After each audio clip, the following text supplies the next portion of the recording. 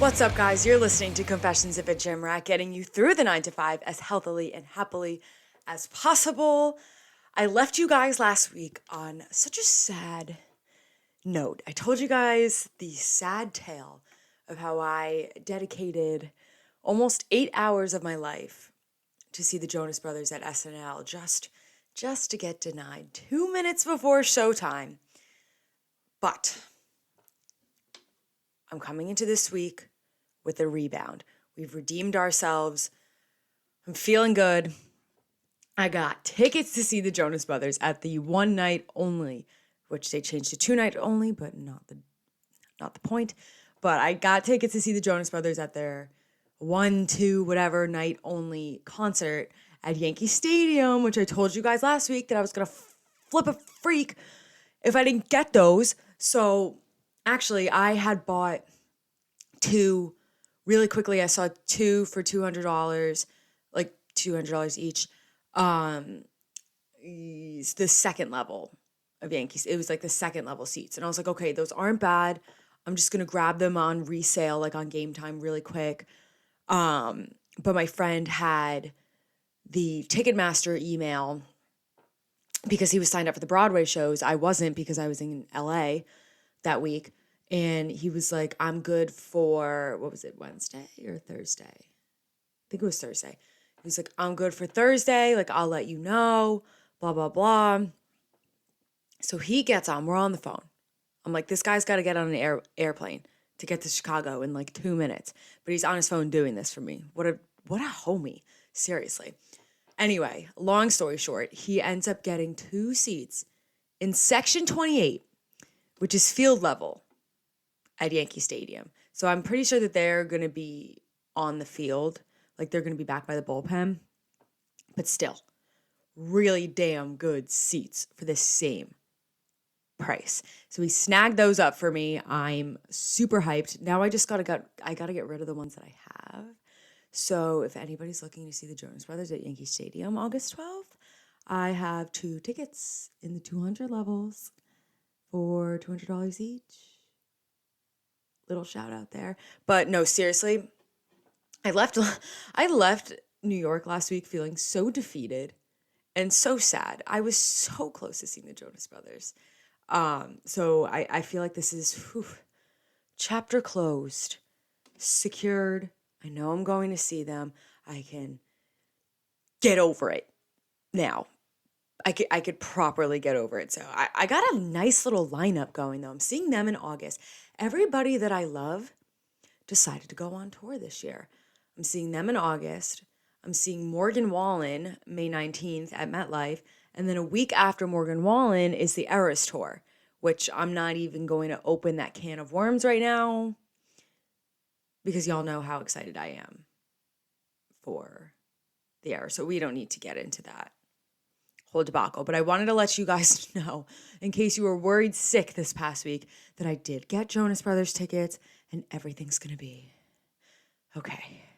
Okay? Cool. It was actually such a beautiful week in New Jersey this week. Beautiful. In the middle of April. I don't know. Honestly, I can't really remember that this has ever happened in April. Maybe when I was in high school and couldn't really do anything about it. But it was like 80 degrees, 80 to 90 degrees throughout the whole entire week. Tuesday sucked because Tuesday I was inside all day and I was like, oh, I just want to be outside. But Monday, Wednesday, Friday, I work from home. So Wednesday, bring my laptop outside in the backyard. Got a bathing suit on. Of course, I went inside when I had meetings because we don't need to get into that type of trouble. But I was able to work outside, just refreshing. And I really needed the vitamin D. I did. I just feel it's so bad. And I know that when I'm older, and my mom tells me now, even though I'm like, shut up, mom, like you did the same thing when you were my age.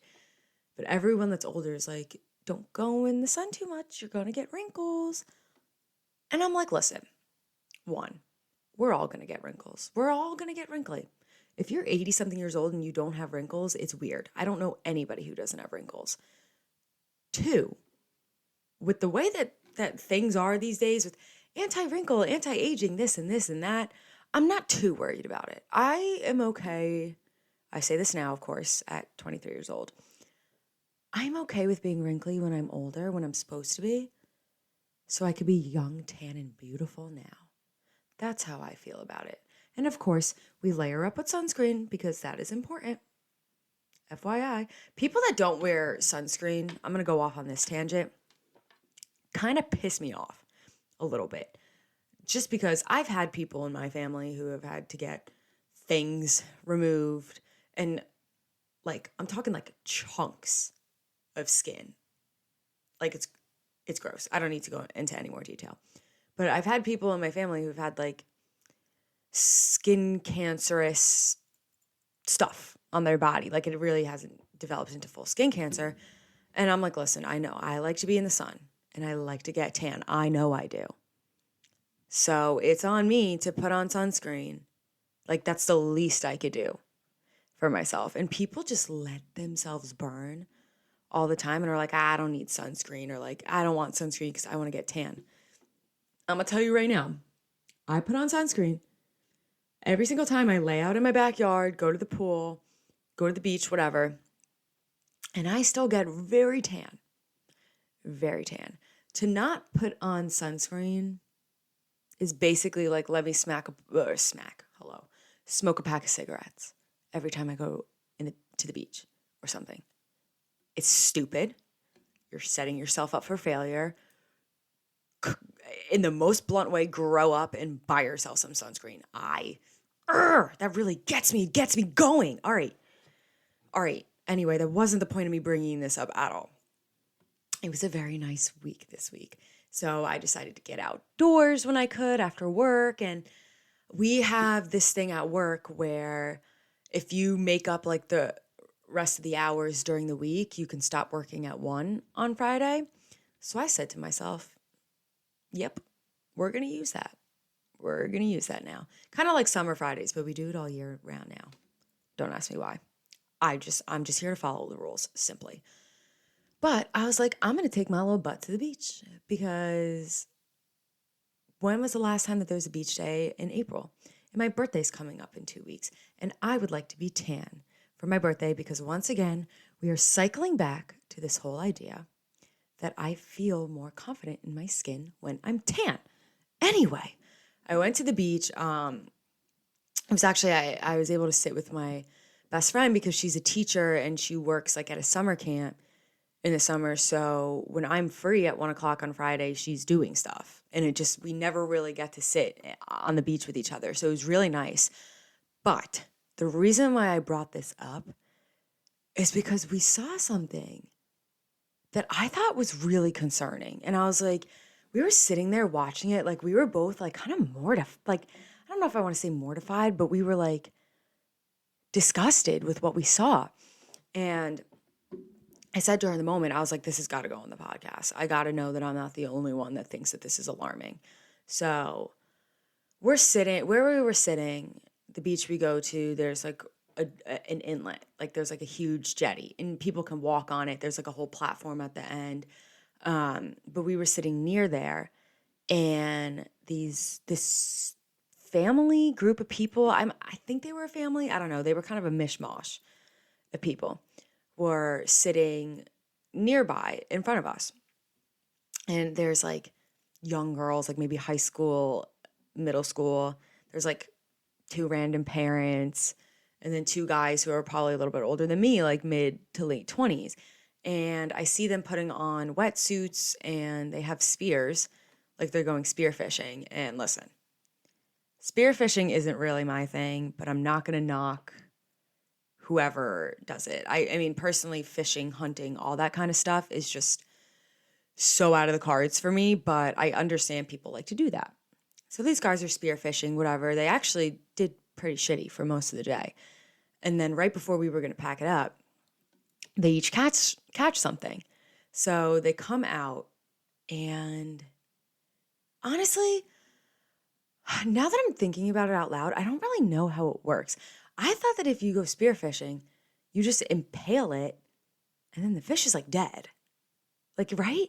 If I was impaled, I'd be dead on the spot. I don't know. Anyway, these fish were like flopping around. when they brought them up, and they put them on like some sort of like line, like, oh, not a line, like a clothesline, not like a fishing line. Like they were hanging on something and they're flapping around. And this is where it gets concerning. One of the younger adolescent girls comes, like, she had to be in middle school. She definitely was pre-puberty. She had to be. Goes up to the guys and is like so happy that they caught a fish, runs back to her parents and goes, I want to chop its head off. And me and my friend are like, what the hell did she just say? And she's like, I want to cut its head off and watch it die. Look at its eyes. Look at its eyes. Goes over, smacks the fish, starts smacking them, punching them, cuts the head off, is running around in a little circle around the fish with a knife in her hand.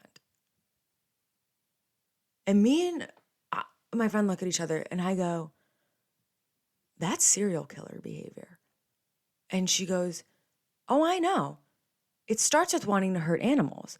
And listen, I'm not saying that this girl is going to grow up and be one of those people, but most of the times that you see these stories, you know, and what's his name? Jeffrey Dahmer, literally half of Criminal Minds.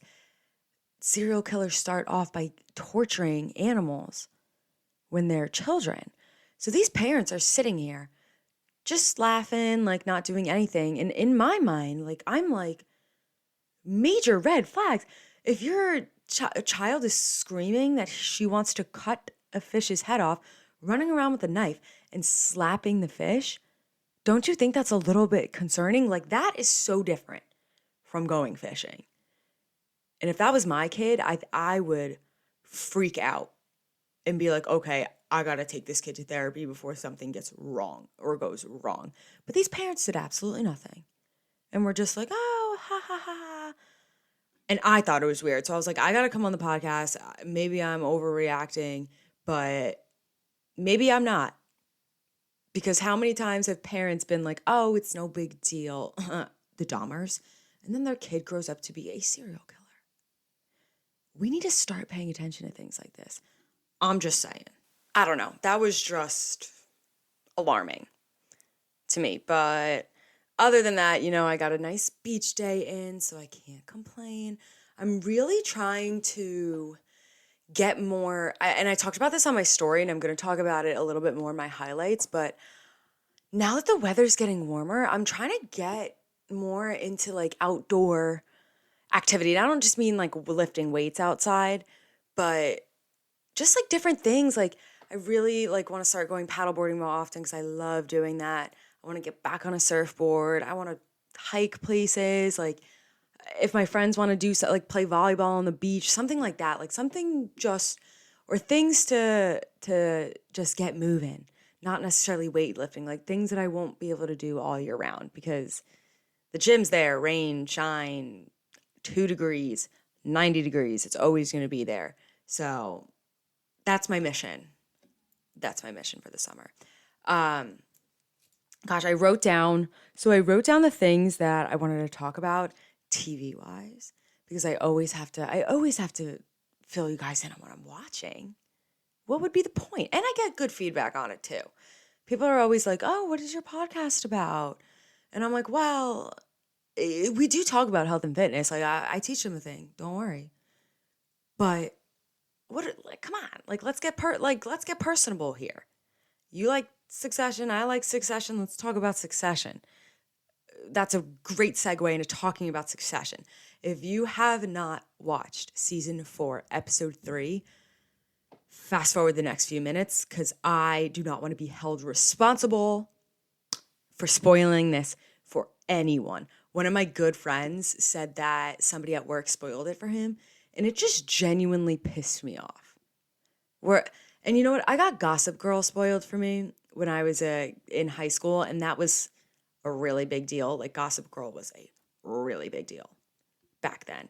And I was genuinely upset when it got spoiled for me. I was like I remember I was walking with my friend, and one of the girls was trying to like impress the boy or like be like cool or whatever. So I was talking about Gossip Girl, and she thought it'd be really cool in the moment to be like, oh, Dan's Gossip Girl. And I just remember looking at her and being like, are you happy? Like, are you happy that you spoiled that for me when I was on the last season? And she's like, oh, ha. And I was like, no, you actually don't look cool. You look like a giant jerk. And now it's spoiled for me. So I hate the types of people that go and try and purposely spoil things. Listen, you got to know in this day and age, if you're not up to date with what's on air, you can't expect to go on Twitter and not get things spoiled for you. You can't. But to go up and actually get enjoyment out of spoiling things for people is just weird. Like, I think it's just weird. Grow up, find something else to do instead of being a crap person. Anyway, if you have not watched season 4, episode 3, fast forward because I don't want to be a spoiler. All right. So when Succession first came back, which was 3 weeks ago, like I'm like, oh, when it first came back, it was literally, we're on episode 3.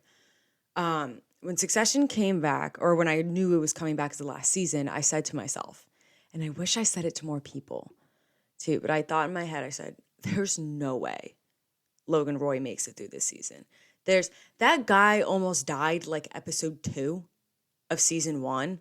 I honestly thought he was going to. I thought the whole series was going to be a bloodbath, like kind of like how Game of Thrones was, where like the king dies like immediately almost. And no, Logan Roy, not dead. So I was like, all right, there's no shot that this guy makes it through this whole season. That's going to be like the big end. That's going to be it. And then like, because all of Succession, if you've been paying any attention at all, is all built up on like what Logan is going to do with the company. And it's caused so much turmoil. So I was like, oh, at the end, they're probably going to kill him off and then that'll settle things. Like, he's gone. I was shocked. Genuinely shocked by this episode. It started off all hunky-dory. Things are great. Well, not great, but like, things are going normal. What is his name? Colin? I see he's irrelevant. I'm not even. Colin's getting married. Logan's up to no good. They're fighting back and forth. The whole drama, what I thought it was going to be was Logan told Roman to fire Jerry. So I was like, oh, this is going to cause like so much problem. And then out of nowhere, literally out of nowhere, they just decide to give Logan like a heart attack. And listen, I like it. I like what they did from a directing standpoint, because Game of Thrones was like that. And that's what kept everybody on their toes with Game of Thrones. Is like, you should not see that coming and it shouldn't feel right. Like basically 90% of the stuff that happened in Game of Thrones, I was like, this does not feel right that this just happened. But that's why it was such a good show. So hell just broke loose all at once. And I thought that it was a very powerful episode. I'm sad that Logan's gone because he's in his own sadistic, awful way. He's hysterical for the viewer. I thought that seeing the three of them, Kendall, Shiv, and Roman, handle that situation was intense. It was intense because they don't know how to communicate. Nobody in that family knows how to communicate, especially with each other. And I feel like they did such a good job of like holding true to their characters, where they were like freaking out, like I love you, blah blah blah, but then like at the same time, like I hate you. It was like you could feel, like I felt the awkwardness. I felt the panic. Shiv, though, is what got me the most. Shiv has been a grade A bitch through most of this show. I liked her up until right before her wedding. And then on her wedding night, just sealed the deal for me. I was like, this girl has no emotions, no empathy or sympathy for anyone and anything. She's a complete dick to Tom, and Tom just takes it because he's in love with her. And she sucks. She sucks. So seeing the way that she cried and broke down and like reverted back to her, like like a little girl. Like she was like, Daddy, like whatever. I was like, damn, there she is. There's Siobhan Roy. I thought it was great acting. And I felt like I felt the uncomfortable tension that was in that room, that was supposed to be in that room. I felt it sitting in my bedroom alone. So I'm very interested to see where it goes. I also I made a tweet this week and I posted it on Instagram. My number one favorite fictional character of all time, I've decided is Cousin Greg. He is so fucking hysterical. He's just such an average Joe. And every time he opens his mouth, it's more of like what people react to him that just has me cracking up. And it from season 1. Like this guy is just trying to be just trying to be himself. I don't know. I can't even put it into words, but Cousin Greg is hysterical. The show would be significantly worse without him. Nicholas Braun needs more love, and Cousin Greg needs a spinoff. I would love a Cousin Greg spinoff, just like a 1-seasoner or 1 or 2 seasons of Cousin Greg and Tom. Oh, that would be so good. That would be so good. Somebody should tell HBO Max that. I want a spinoff, just a 1 or 2 season spinoff with Tom and Cousin Greg. I could care less about the other ones. Okay? Anyway, that's what's going on with Succession. I'm also very, very, very late to the game, but are we shocked here? I am with most things. I've decided to start watching Vanderpump Rules. And the reason why is because I watch a lot. I listen to a lot of chicks in the office. You guys know this. And they have been very up to date with the Ariana, Sandoval, Raquel drama. And I thought, and Raquel actually came on their show like a day before everything broke. But I was just like, God, I need to know what everyone's talking about. This was like the straw that broke the camel's back. They've talked about Vanderpump so many times where I knew that there was a Sheena and a Stassi and Jax and Tom Schwartz and Tom Sandoval, but I didn't know what any of these people looked like. And I never bothered to watch an episode. It was the straw that broke the camel's back. I was like, I gotta see what everyone's talking about. I gotta see why everyone's so upset. And I'll tell you what, I'm on season 4 right now. It's good. It is good television. It's like some of the things, like Jax was like in his bathroom the other day and they blurred out his, man parts because everything else was covered. I was like, oh my God, or uncovered. I'm like, what? Like this show is like, it's just so 2010 era. But the drama is real. The drama is ridiculous. It's stupid. But I gotta say, it's pretty freaking entertaining. And I'm locked in. And I like that I know what everyone's been talking about now. So I'm on season 4. Obviously, I know what happened between Raquel, Tom, and Ariana, but I haven't met Raquel in the show yet. So I'm excited. It's a casual watch. Like I have it on when I'm doing other things, like when I'm editing my videos and stuff like that. But it's a good one. I'm sad. It's not even that I slept on it. It's just that this stuff started when I was like 12 years old. And there was not a shot in hell my mom was letting me watch Vanderpump Rules when I was 12 years old. And I shouldn't have. There are things that a 12-year-old girl would not understand. But that's my recap on that. We have a great episode ahead today. I'm going to be talking about something a little bit deeper today. I don't really want to give too much of it away. But we will branch into a pretty serious conversation this week. And then we have a very fun interview at the end. So without further ado, let's get started with this week's episode. All right, so my fitness highlight is my highlight and my low light for the week. I'm going to be honest. I've sat here so many times and I've told you guys, you are never going to leave the gym saying, wow, I wish I didn't do that. I stand by that. I hold very strong to that. But after my conversation a few weeks ago with Chloe, who was on this podcast, you should go listen to that, by the way. I was thinking to myself, summer's coming up. It feels really nice when I do go out on a run because it's like I have no screen in front of me. Like I can't just be on my phone while I'm running. Whereas like on a treadmill or something like that, it's like, you're not really going anywhere. You can get on your phone. But it's a nice, like, it's just space for me to think and unplug. And I was like, Liz, you really got to work on this. Like, it's something that I could do in the middle of the day. So if I'm working from home on a lunch break, I can go on a run and get my cardio for the day over.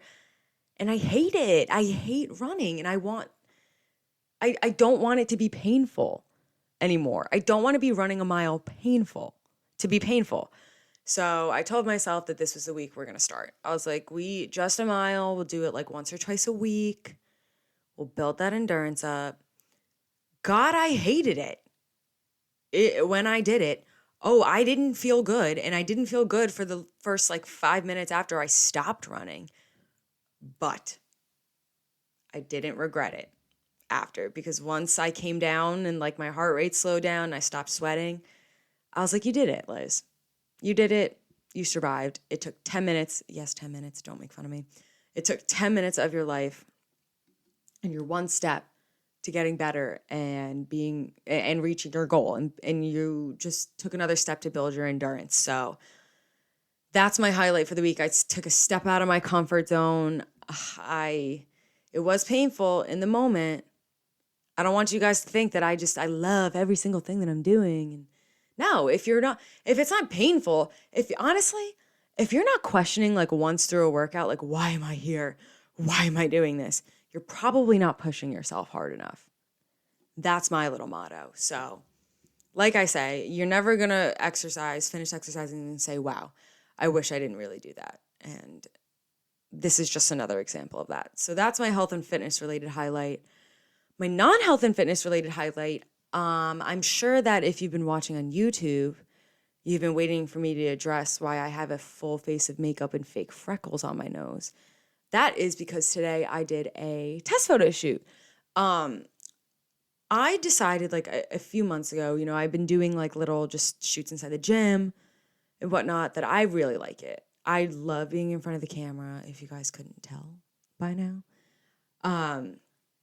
And I'm at a point now where I finally feel comfortable in my body. And I was like, you know what, Liz? Like, you're a unique character. I'm half Asian, half white. I'm like, that's a little bit of a different look. If this is something you're interested in, like, let's try and get more opportunities. So I have been doing a lot of that kind of stuff. And then today I did a test shoot with a group. And I did like 5 different outfits. They did my hair and my makeup. And they're basically going to help me book more like ad hoc campaigns. And, it's not something I want to do full time. I still have my job and I love that. But it's something I can do on the weekends and make extra money. And I love it.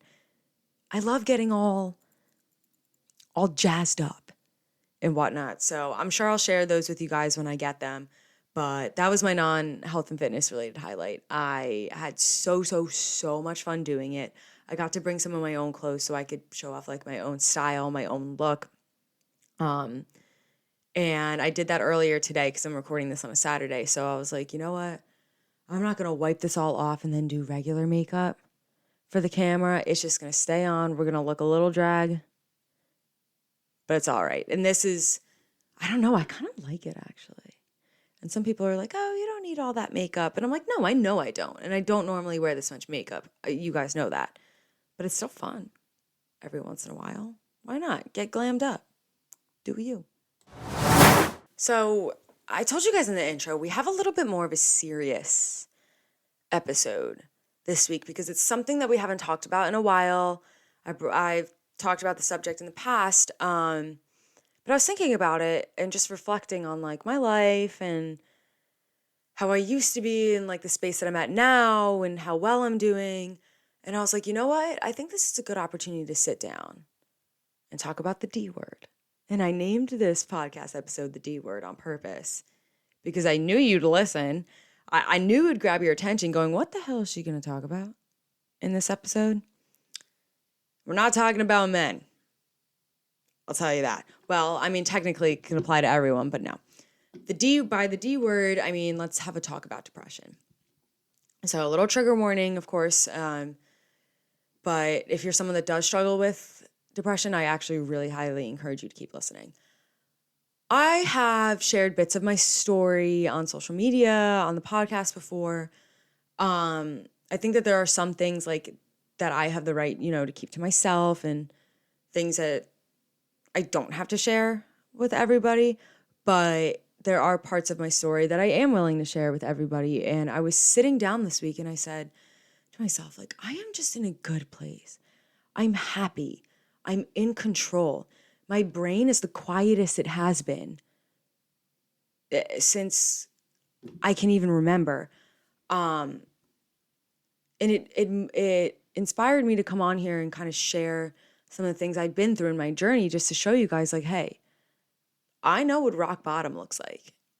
And I picked myself up from it. And I'm nothing special. So if I could do it, you could do it too. And they're like, it sounds so cheesy, and in the moment when you're in one of those ruts, like, you don't want to hear what anybody has to say, but it really is true. And I want to start off there. I think that people who have not struggled with clinical depression don't realize that, like, when somebody's seriously depressed, they, first of all, don't have to have a rhyme or reason. Bouts of depression, like, easily can be triggered by things like, breakups, family drama, traumatic incidents, you lose your job, whatever. But for people like me, it can just come and go on its own. There doesn't have to be, like, there's been times in my life where I'm like, I have no will to be here anymore, but I know that I'm not the least fortunate person in the world. I have a bed, I have a roof over my head, I have groceries, I have a job. But there's a chemical imbalance in your brain, and it's seriously, like, it is a mental illness. It is. So I know that when you're in those bouts of depression, it's really, really hard to get yourself to do things. I struggled, personally, I think my biggest battle was that I struggled with having anxiety and depression at the same time. Heightened anxiety, sickening anxiety. So my anxiety would be telling me, like, we're nervous, we're anxious, we got to distract ourselves, we got to take our mind off of this. Like, we need to always be doing something so we're not thinking about what we're anxious about. But my depression says, well, I don't want to do that. I don't want to do anything, actually. Let's just sleep so we could shut it off. So in those periods, I would find myself sleeping way later than I would normally. I still go to the gym, but I wouldn't talk to anyone. Didn't want to make plans. Had to force myself to eat because all I wanted to do was sleep, because when I shut my brain off, the pain stopped temporarily. So let me share with you guys a little bit of my story. Like I said, I have parts of it that are, like, I don't need to share. There are things that I just keep to myself, but I've been pretty open with sharing this part with my friends lately. Just so you guys know, I know what rock bottom looks like. And rock bottom's different for everyone, okay?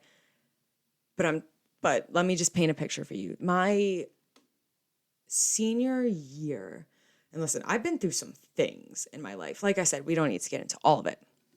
But I think my senior year of high school was probably the worst I've ever been in my entire life. And that was my first real, like, go at it with depression. Like, that was my first depressed period. I've honestly, I've had like 3 in my life. I've had 3 phases. This was the first one.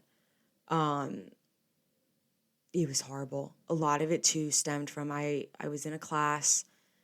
It was like, let's just, for simplicity's sakes, I'll call it like it was like an enriched class, like a smart people class or something. And we all had 3 classes a day together for 4 years. These girls would nonstop bully me. And I'm talking push me into lockers, like, say things about, like, my track performance in front of the whole classroom, show up to my house at night, block off my driveway, and lay their hand on the horn. Really awful stuff, especially as, like, a 17, 18-year-old. So my senior year was tough. I've mentioned this before, but I've never had a set group of girlfriends. It was hard for me to keep friends back then. I didn't live in the town that I went to high school in, and I was one of the only people who didn't. So people would have parties and stuff on Friday nights and forget to invite me, or I didn't have a ride before I had a license, so like I couldn't go because it was far and like my mom worked on Fridays. So long story short, the end of high school wasn't awesome for me. And I'm in class one day, hating my life, being miserable, like seriously, like not to be dramatic, like literally being miserable. And guidance counselor comes in front of the whole class. And it's like, or she's not a guidance counselor. She was like, I don't really know what her position was, but I'm just going to call her a guidance counselor. Whatever. She comes in and she's like, I need to pull Elizabeth out of class. And everyone's like, oh, fuck. Like, if this woman pulls you out of class, you know something weird is happening. So naturally, I'm riddled with embarrassment. I want to sink and melt away. I collect all my belongings. Everybody watches me leave. The girls are snickering. I could hear them whispering things under their breath. And I leave the room and I go, am I in trouble? And she goes, no. And I was like, okay. Then like, what'd you pull me out of class for? And she's like, well, just talk when we get to my office. So I get to her office. I sit down. It's just me and her. And this was back when Finstas were popular. Oh my God, how embarrassing. When everyone had like not fake Instagrams, but another Instagram account that they would just post whatever on, like funny, silly stuff or like not serious stuff. It was such a horrible idea, honestly, but everyone had one. She sits me down and goes, it's been brought to our concern through some of your classmates and peers that you are depressed and having suicidal thoughts. And I was like, whoa, what? Meanwhile, was I depressed? 100%. Suicidal thoughts, no. But she prints out a picture from my Finsta, whatever.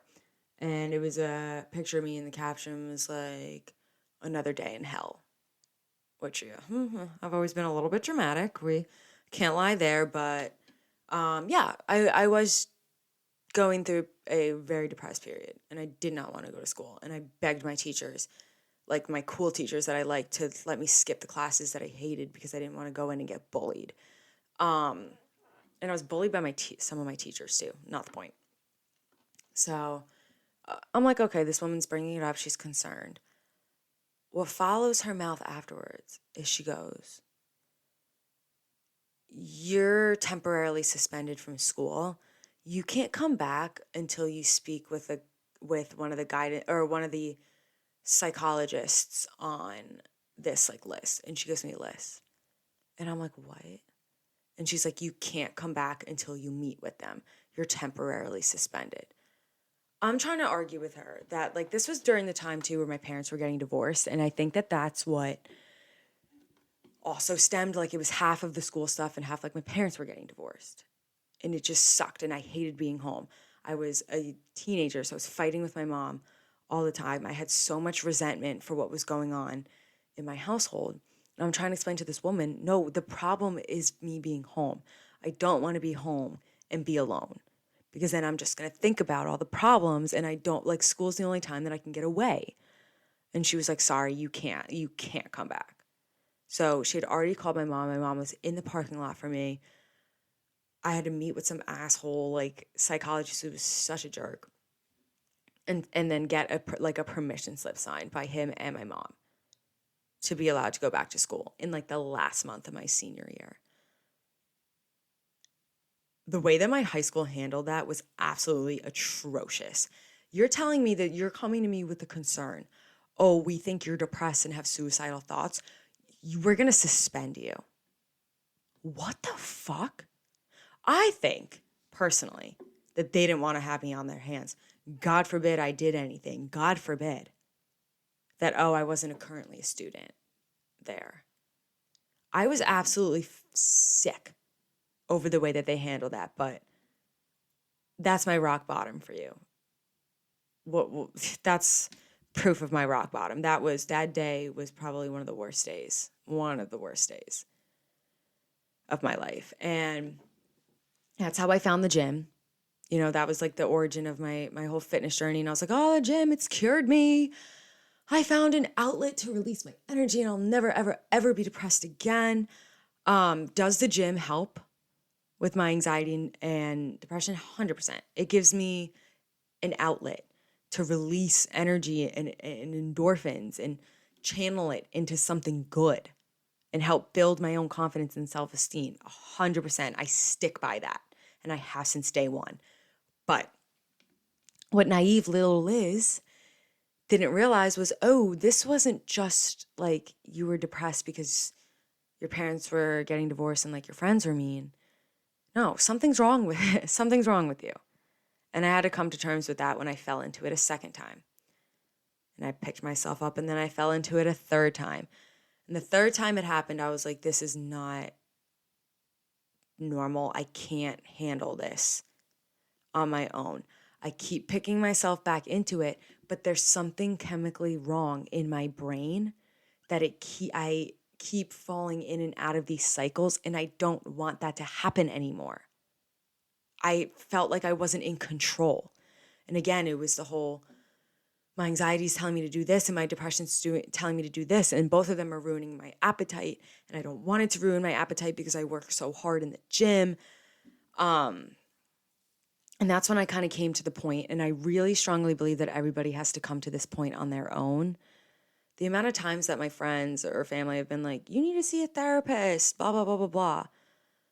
In order to get what you need to get out of therapy, I think you need to be willing to go on your own. Not because you know it's right, not because people told you to, but because you want to get better. And I'm sharing my whole story today in hopes that it makes you want to get better for yourself. But I was going through some really awful things that have happened to me. And I said to myself, you can't do this by yourself. You can't be sad every day. You need help. You don't want to feel like this. So I started working with my therapist. She is such an angel. I couldn't be where I am without her. And she'll be like, no, you're the one that did all the work. And yes, like I made it happen, but she put me there. She guided me there. And I remember it was one day I needed to be working, but I was so sick to my stomach with anxiety that I called her on like a Monday and I was like, dude, I got to get on medication. And she was like, yeah, I think it's time. It's clearly there's like, you have a mental illness. There's something wrong. I think it's time that we do this. And it was the best decision of my life. Again, I had to come to it on my own. I had to sit there and talk to myself and say, this is what we want. But it was the best decision ever. And if you're someone that's fallen into bouts of depression and then you're better and then you fall into it again, and I feel like every time it gets more frustrating because you're like, I thought we beat this. Why are we back? I highly recommend having a conversation with a psychologist. I take antidepressants. They help with my anxiety and depression. And since I started taking them, I'll tell you what, I don't cry randomly at things. Things don't make me cry as easily as they do. I'm not strung out all the time. I'm not paranoid. I'm not anxious till I'm sick. I'm much more in control. That endless thought loop of interrogating thoughts or whatever they are, intrusive interrogating. I'm trying to say something serious and I sound like an idiot, whatever. That's constant cycle of intrusive thoughts broke. That's what controlled me, my intrusive thoughts. When I closed my eyes, all I could think about was the same thing. And the medication helped me so much. It helped me gain control of my own brain back. And I've been on it for over a year now, like I guess like a year and a half. It's the happiest I've ever been. Listen, I had to do a lot more than just take some pills every day. You know, it was work with my therapist. It was letting go of people that I couldn't keep in my life anymore. Taking more opportunities, doing what makes me want like what makes me happy, not holding back, not stressing myself out. Oh, should I do it? Should I not? Just doing what I want to do. And it is the happiest I've been. And I wanted to share that with you because there has been multiple points in my life where I'm like, I don't want to be here. It is too painful to live through another day. What is my purpose here? Maybe my purpose is to serve as an example to other people of like a sob story. And I don't feel like that anymore. And it's been a year and a half. Listen, the future's always, we don't know what's going to happen, but I feel much more in control. And like I said in the beginning, I'm just me. I'm just a regular person just like you are. If I can gain control of myself from my lowest points, you can too. And I'll tell you what, when you realize that you don't feel like that anymore and you have control over yourself, it is such a goddamn good feeling. So hopefully you listen to that. It inspires you and motivates you to want to get better for yourself if that is something you're struggling with. And if you have a friend that's struggling with it, don't get mad at them if they don't want to go to therapy, if they don't want to see a psychologist. You're a good friend for looking out and wanting what's best for them, but they need to come to the terms on their own. They shouldn't be doing something because you told them to do something. By all means, push them in that direction, but understand that everybody's on their own journey and that they're not truly going to heal until they want to be healed, you know? All right, everyone, I'm here with a very special guest today. I am joined by Reagan Davis. How are you? I am doing so well. How are you doing? I am fantastic. Thank you so much for coming on my podcast. I wanted to have you on because I saw kind of different to other fitness influencers and health and fitness accounts that I see on the regular. It seems like you do a little bit of power training mixed in with your style training, and that you also are, correct me if I'm wrong, like a nutritionist. Yes, I do nutrition coaching as well. Awesome. So I saw something in your bio. I'm going to have to pull it up because I forget the letters off the top of my head. I saw in your bio, it says GVLSC. What the heck does that mean? Greenville, South Carolina. Oh my God. I was like, Yes. it was next to nutritionist. So I was like, is that like a type of I probably should move that because, yeah, unless you're from here, people are probably like, what the heck is that? Yeah. Greenville is, so you're what, like that's more towards the center of South Carolina, right? Yeah, towards the top left, I guess. Okay. I sometimes like we have people for my full-time job that go down there for work and they keep saying like, oh, you should go. And I'm like, somebody invite me and like, I will go for work, but I haven't been yet, but I've heard great things. Oh my gosh. So, tell me, I guess a little bit, because what caught my eye was your style of training and all that. So what does a typical week of working out look like for you? Yeah. So I've always kind of grown up playing sports and stuff. I did softball through college. So very just like functional bodybuilding style training. After college in 2019, got more into bodybuilding style training and then actually started dipping into CrossFit about, I guess, 2021. So honestly, like not that long ago. But coming from an athletic background, I loved the competitive side that CrossFit offered and just honestly focusing on performance and not being super physique focused. So did that for a little bit and then kind of switched back and forth between like CrossFit some days, bodybuilding some days. And here recently, I've kind of changed up my goals. So last November, I decided that I was going to do a half marathon, not really a runner whatsoever. So I did a half marathon in February. And I had a client that started working with me in December, and she was like, I am doing this event called High Rocks. It is a competition. And she was like, you would actually love it. It's super functional. It's very like athletic focused. And I'd never heard of it. So I looked it up and actually ended up signing up for a competition in Dallas in March. Cool. So it was this past March. So that completely changed my style of training completely. So if you're not familiar with High Rocks, it's 8 different events. So 1,000-meter ski, 1,000-meter row, sled push, sled pull, farmer's carry, 80 meters of burpee broad jumps. And then in between each event, there's an 1,000-meter run. Oh my So God. 0.6 miles. So ended up doing that in March. So my training like completely shifted. It was a lot of like running, a lot of longer, 60-minute AMRAPs of just a bunch of movements, like just moving the whole hour. And honestly, Right. like it sucked. Completely different from what I was Oh yeah. doing. So switching up my training honestly was super fun. And then currently did that competition in March. Now I'm training for another competition in Manchester, UK, actually. It's like the High Rocks Worlds. So doing that, and sorry, I just wanted to give that background, like as Yeah, far no, as I've never what heard of that training before. looks like. So now switching to more hybrid endurance training, which has been really fun. Okay, that sounds intense. That sounds Yeah. like nothing I would ever want to put myself through, but I give total props to anyone who can go and do that. It sounds like, I mean, coming from, like you said, you played softball all throughout college and stuff, a lot of people don't know where to go after Mhm. playing sports, and like all they know is kind of competing and not working out for themselves. So there are ways that you can keep like the sport you love or like that competition factor in your life even though you're done with schooling.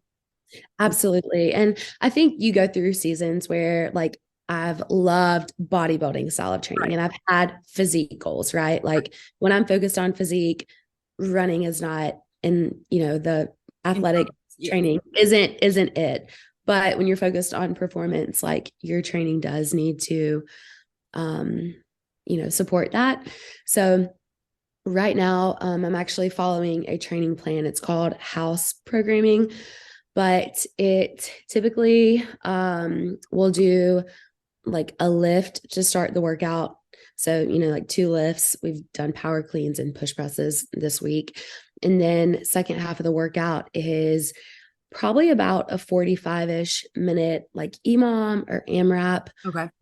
incorporating those high rocks movements, and lots of explosive movements. So the goal over the next 7 weeks leading up to the race is to get fitter, get faster, and work on not necessarily how much you can lift, but how fast can you lift the weight.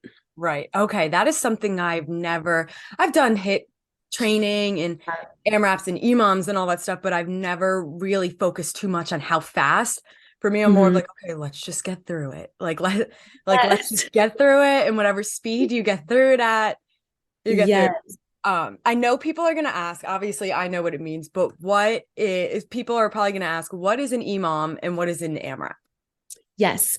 So an AMRAP stands for as many rounds as possible or as many reps as possible. But typically, so it'll be okay, you have an hour to do this, an hour AMRAP. So the workout could be, 50-meter sled push, 10 deadlifts, 10-calorie ski, and 200-meter run. And you just repeat that as many times as you can within the hour. So some people may get through 10 rounds, some people may get through 4 rounds, but you just keep moving the whole time. And then an EMOM is every minute on the minute. So you have a certain amount of, you have a minute to complete the allotted reps, and then you rest until the next minute after your reps are done. So that's usually in the morning. And then in the evening, like a 45-minute bike ride or a 45-minute run is typically what they have programmed. Oh my gosh, I could not. 45-minute bike ride, I got that. Yes. 45-minute run, I do not have that in me.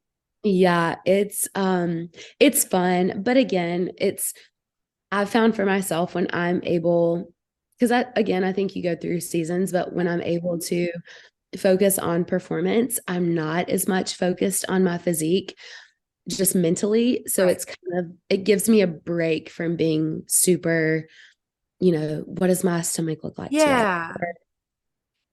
So it's a good mental break Yeah. from all of that. And also it encourages my eating in a way that, I'm eating because I want to have a good training session Right. tomorrow, and everything kind of supports that. And it's been good, I think, mentally to step away from worrying about the physique or the weight side of things. Okay, so I have a question now because I've never done a competition like that. I played sports and stuff growing up, but I find that a lot of girls are nervous to or to venture off into different types Mm-hmm. of exercise because they see like, and I guess I'm part of the blame this, but they see people like just weightlifting on social media and they're like, oh, I want to have like a big butt or like Mm-hmm. lean arms, like I have to do just what she's doing. Have you noticed like a drastic change in your body from the two different styles of training, like the bodybuilding, hypertrophy, and the like endurance competition training? Yeah, absolutely. I actually just did compared progress photos from this week to where I was in December. Mhm. And like for my frame, I'm 5'6", I weigh about 160, but I would say like I don't look like I weigh 160, if that makes sense. Right. I have a lot of muscle mass, but from December to now, just since I've increased running so much, my legs have gotten smaller. Okay. And I've gotten leaner, but I've definitely lost some of my glutes too. Okay. So I saw the picture and I was like, oh my gosh, like after this competition, I am hitting, you know, bodybuilding style, like physique focused goals pretty hard. Even though I've incorporated like, 1 to 2 glute specific days weekly, Right. before I was hitting it about 3 times a week. Okay. Yeah, that's like what I'm doing. So when you do bodybuilding style training, um, do you supplement it with any cardio just to say like just to keep up with your cardiovascular health or anything like that? Or do you not like no running at all, nothing like that? So I usually do a hit class once a week just to work out with my friends. Like that's what I would do. But I would say previously, no, I was like, I'm not doing cardio. Like, I don't need it. But looking into the benefits of cardiovascular health, and I think I've found a little mental freedom too in running, just being able to unplug and like be super present. I think I'm definitely going to start adding that in a little bit more. Um, Honestly, maybe like 45 minutes a week Yeah. just to keep up with cardiovascular health. Yeah, that's typically what I do because I work a regular sedentary desk job, so I don't move really throughout the day. So even when I'm bulking and my goal is, put on muscle mass and I'm eating to put on muscle mass, I still do very light, like non-intense cardio, like 3-ish times a week, just to keep up with like to just to protect my heart health, and make sure that like my insides are healthy. And I think a lot of girls are scared where they're like, oh, running equates like no muscle at all. And it's like, all right, you got to be running the amount that you're running right now, like 45 minutes a day to Yeah. see those types of changes. It's like a little here and there isn't gonna be groundbreaking. Yeah, no, that's so true. And like, even, I mean, I'm probably doing maybe 25-ish miles a week, which isn't a lot for some people. That is a Um, lot for me. I've yeah, done 2 miles this week and I'm done. I'm done yeah. for a while. But you have to think about it's like what you do most of the time is what's gonna matter. And so most of the time I'm doing running and Right. cardio. So my body is gonna reflect that. But also it's like I've built a butt before. Like I know I can do it again, kind of thing. Exactly. So it's kind of like having a growth mindset through it of I'm just in this season of another goal and the next season, like I'll be able to shift to a different goal and execute it.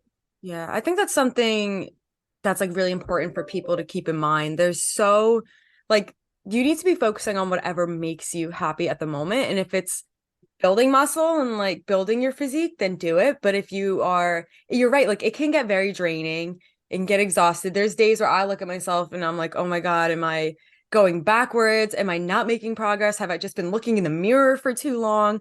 So it's nice that we do have options, like so many different options to switch up what we're doing physically to just keep us like happy and in love with exercising in general. Yes, that's such a good point because exercise comes down to adherence, honestly. I Yeah. mean, it's what you enjoy doing and what's going to get you to the gym, honestly. And it's again like seasons. And I always tell clients, I like think of a triangle, and you have physique, you have performance, and then you have health and longevity. And Yes. it's like when you're focused on performance, your physique and health are going to suffer a little bit. When Yes. you're focused on physique, you're not going to be your healthiest or Yes. your highest performing, So it's kind of that for me helps mentally, knowing that, I'm performing my best. I may not be my leanest, but you can always like bounce around to different parts and different goals. That's a good way of putting it, because it is like if you're focusing on, say you're focusing on performance, the other two aspects like will come into play. It's just that more of the weight is towards that part, like Yeah. that point of the triangle. Um, but in the long run, I think like, and I try and emphasize this so much to people, especially my listeners, whatever makes you excited to move and get active is what you should be doing. There's no right or wrong. There's no like, this is the best type of exercise. This is the worst type of exercise. If you feel healthy, that's like, and you're enjoying what you're doing, that's what matters, I think, at the end of the day, personally. That's so true. Yeah, because it like you said, I mean, health is the biggest thing. I mean, when we're 30 years from now, like we're not going to remember how much we No, weigh right now, no. but knowing that what we're doing daily is going to affect us 30 years from now, like when you look at the bigger picture, it just helps you chill out a little bit. Like Yeah, it's not that big of a deal, and just find what makes you happy. It shouldn't add stress to your life. I agree. And I think like you being a nutritionist, I'm sure you've seen stuff like this or hopefully have like deterred people away from this idea. But I see so many bodybuilders or physique based like athletes that fill their body with crap or like eating like Rice Krispie treats every day in the middle of a workout and downing energy drinks every day and 0 calorie this and 0 calorie that. And it's like you might look awesome right now when you're 20 something years old, but how are you going to feel when you're 60 years old? Like what, like are your insides healthy or do you just look healthy on the outside? Yeah, that's one of the things, like social media is such a blessing because it allows us to do things like this. Yeah. But from the other side of it, it's like you see all these super lean, low body fat percentage people, but their habits are so unhealthy, or, people that you've looked up to for years in the fitness space. And then, turns out like they've had an eating disorder. Like you don't know what's going on in someone's life, and you don't know what their insides are like.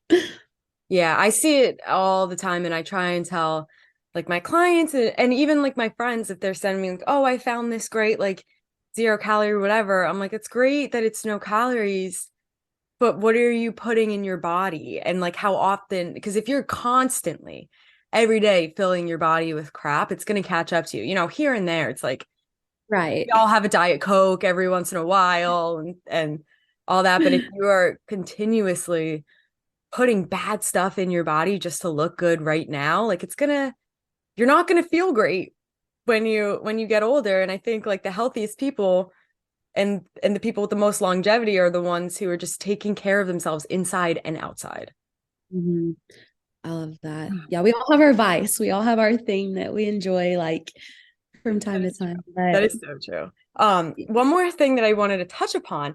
I saw that you have your own podcast. It's called the Made for More podcast, right? yes, and Awesome. I need to have you on it. Yes. Oh, I would love to come on. I love to talk, obviously. So what's the premise of the podcast? What made you start it? What is it about?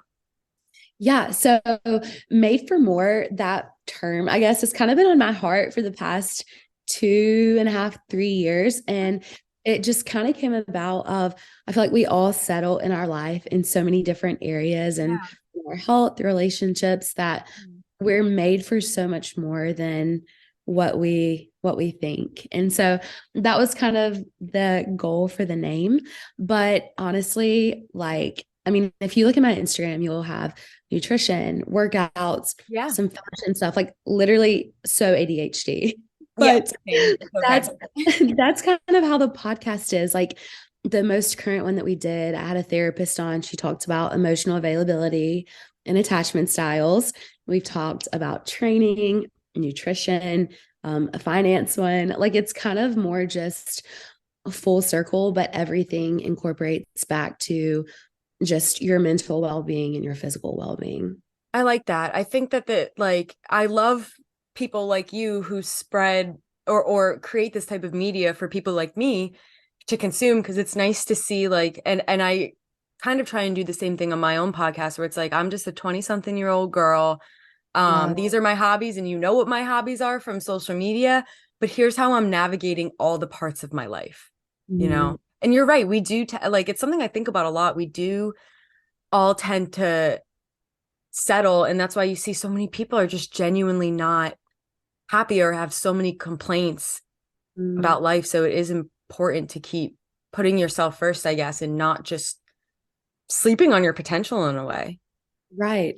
Exactly. Yeah. I mean, I appreciate your Instagram too, because I feel like you keep it very real because that's something that like Instagram used to be so real. I mean, back in 2013, I think about Oh, posting in high school, like we my post outfit like every three day. pictures That's a what I did. day. Yeah, like Yeah, it was so real, but it was. like It too was. real. Yeah. Um, Oh, yeah. but yeah, now Instagram and social media sometimes is missing that part of that. So it's always just so nice to connect with just like real people that share their life, Yeah. honestly. It is. I try and do that too. I mean, there's parts of my life where it's like I'm like I don't feel the need if I'm having a mental breakdown to share my Right. tears and stuff. But if I'm having like, there's days where I've looked at myself in the mirror at the gym and I'm like, I am not feeling you right now. And I'll Mhm. share it and be like, hey guys, this is how I was feeling today, and this is how I picked myself up and moved on from it. Because I think a lot of people need to see that and not just here's my free stuff and my fancy outfits and everything is so good all the time. I go to the gym every day and love every single day of it. Like some days suck and some days are great. And I think we're both here to just share both of it, you know, and how Yeah. and serve to people that there's highs and lows and you'll get through both of them. Yeah, exactly. And the podcast is such a good outlet to do that too. Like, I mean, just so much more conversation and value. Yeah. It, It's an easy way for, or it's a better way for the people that follow you to connect with you and get a mhm, better understanding. I think that when you can hear someone's voice and mhm. and you have a platform where you can say more, like share more, it helps people connect and understand more than you can put in an Instagram caption. Yeah, that's so real. So that's, yeah, that's the best part of social media, honestly. It is. It's rewarding too, hearing that people like take stuff away from it. Yes. All that. So where can everybody find your podcast? Is it everywhere? Some places? Yeah, it is on Spotify and Apple Podcast. So just made for more, and there's a picture of me on the thing. But I think there's about 20 episodes out right now, about like 45 minutes to an hour. So I try to do bi-weekly, Okay. um, get it out then. So Awesome. it's fun. It's just again like a creative outlet and just a way to connect and honestly like just have easy conversation like this. Yeah, I love it. I love connecting with other people too, because I mean, I'm sure you get it doing the podcast by yourself. The sections that I'm just talking to myself, I'm like, sometimes I'm like, okay, I wish I had somebody to feed off of, Yes. like somebody laugh at my jokes. Like it's just me Yes, rather and than just like myself. hearing yourself talk for an Yeah. hour. I'm like, oh God. And like, yeah, sometimes I'm like, why? Like it comes out of my mouth and I'm like, did you really just say that? But I guess we're gonna roll with it because I that's know people like love the realness. yeah, So, but that's that. And then my Instagram is just at Reagan and Davis perfect. one. Do you have any other platforms? Because I was just gonna ask you, but you beat me to it where everybody can follow you. So we have Instagram, we have podcast. Anything we didn't? Um, that's pretty much the main thing. I mean, I like dabble on TikTok, but that's just like It's goofy. yeah. Just My TikTok is all goofy. I'm like, you guys can follow me if you want, but you're not gonna learn anything from it. yeah, like may do a dance, may share a recipe. Yeah, a You little know bit what of you're gonna both. get. If you want real, follow on TikTok. Yeah, exactly. You'll see like a different layer. Yeah. Oh my gosh. Well, thank you so much for coming on. I know this is a quick little chat, but I'm very excited to follow your journey and your next competition. Thank I'm you. rooting for you. I could never do it. I mean, if I wanted to put myself through hell and be sad, I could do Yeah. it, but people like you amaze me and I'm rooting for you. Well, thank you so much. Thank you for having me on Of today. course. All right, everyone. Well, that pretty much wraps up this week's episode of Confessions of a Gym Rat. I hope you enjoyed. Don't forget to subscribe. You can also subscribe on YouTube at Lifts with Liz. Follow me and the podcast on Instagram. Mine is Lifts with Liz. The podcast is Confessions of a Gym Rat. And I'll see you next Monday. Have a fabulous, healthy, happy week. And that's all I gotta say. Listen to Waffle House by the Jonas Brothers, I guess, because it all needs to circle back.